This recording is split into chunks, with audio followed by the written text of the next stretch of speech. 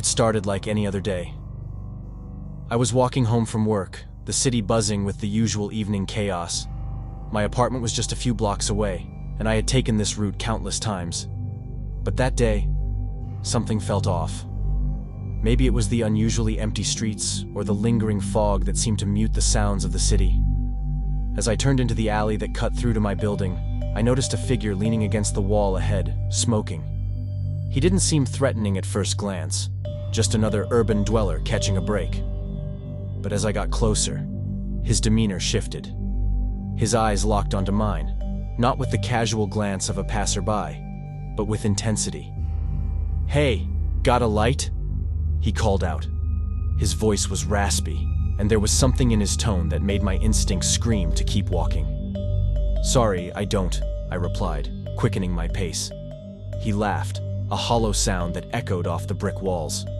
"That's too bad," he said, stepping from the shadows. He was taller than I initially thought, and there was an edge to his movements, like a predator recognizing prey. My heart raced as I hurried past him, my keys already in hand, ready to unlock my door in a flash. But as I turned the corner out of the alley, I heard footsteps behind me, too deliberate to be casual. I glanced back.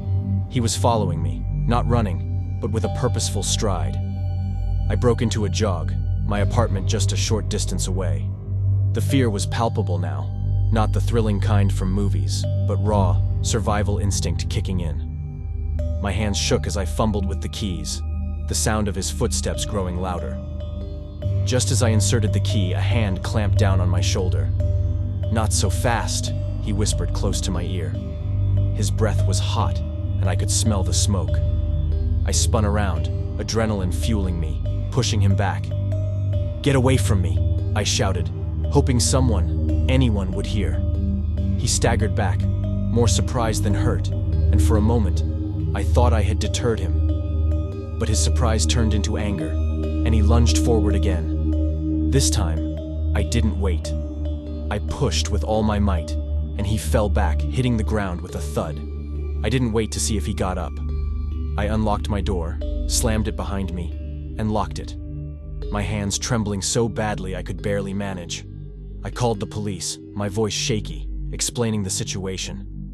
They arrived quickly, but he was gone. They took my statement, searched the area, but found nothing. They reassured me, told me I did the right thing, but their presence did little to ease the fear that had taken root. That night, I didn't sleep. Every sound was him coming for me. The next day, I changed my routine, took self-defense classes, and installed extra locks.